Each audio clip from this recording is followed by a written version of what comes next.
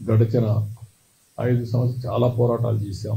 కానీ ఆ పోరాటాలు కూడా పనిచేయకుండా వెంకటేశ్వర స్వామిని అపవిత్రం చేసే పరిస్థితికి వచ్చారు. ఆ రోజు కూడా మీ అందరికీ నేను చెప్పాను, ఇక్కడే ప్రథమ ప్రాధాన్యత వెంకటేశ్వర స్వామి పైన ఉంటుంది. క్లీనినెస్ ఇక్కడి నుంచి ప్రక్షాళన వెంకటేశ్వర స్వామి టెంపుల్ నుంచి చేస్తానని చెప్పి దేవుని రుణం తీర్చుకోవడానికి, అదే సమయంలో రాష్ట్రాన్ని పునర్నిర్మాణం చేయడానికి అంకితో పనిచేస్తానని చెప్పాను. చెప్పినట్టే ఫస్ట్ అపాయింట్మెంట్ నేను ఇచ్చింది శ్యామలరావు ఇచ్చాను. అక్కడి నుంచి ప్రక్షాళన స్టార్ట్ అయింది. ఇంకా కొన్ని చిన్న చిన్న ఉన్నాయి, ఇంకా చేయాల్సిన పనులు ఉన్నాయి. నేను చాలా క్లారిటీ ఇచ్చాను, అందుకని అవన్నీ కూడా చేస్తారు. అదే సమయంలో వెంకటేశ్వర స్వామికి సంబంధించి పోయిన ప్రభుత్వం నేను చూశాను. 7 కొండలు వెంకటేశ్వర స్వామివి అని మనం చెప్తా ఉంటే 7 కొండలు ఆనుకొని ముంతాజ్ హోటల్కి అప్పట్లో పర్మిషన్ ఇచ్చారు.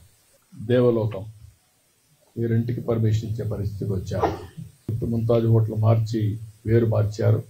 అయినా కూడా నేను వారికి చెప్పింది ఇక్కడ మీకు ఇవ్వలేం.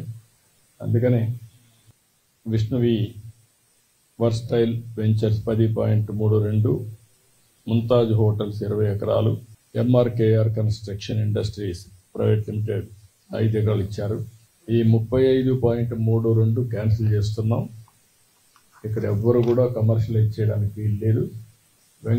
7 కొండలు ఆనుకొని ఎలాంటి కమర్షియలైజేషన్ కానీ అపవిత్రం చేసే కార్యక్రమాలు ఎక్కడా ఉండడానికి వీలు లేదు. నేను వాళ్ళు కూడా, ఎందుకంటే ఓబ్రాయ్ హోటల్స్ చాలా హోటల్స్ కడుతున్నారు, కట్టినప్పుడు వాళ్ళకు కూడా చెప్పాను, ఇక్కడ ఏమాత్రం కూడా వాళ్ళు ఒక స్టేజ్లో మేము వెజిటేరియనే పెడతామని కూడా ముందుకు వచ్చారు. అయినా కూడా నేను చెప్పింది ఈ ప్రిమిసెస్లో మాత్రం ఎవ్వరు ప్రైవేటు వ్యక్తులు ఉండడానికి వీలు లేదు.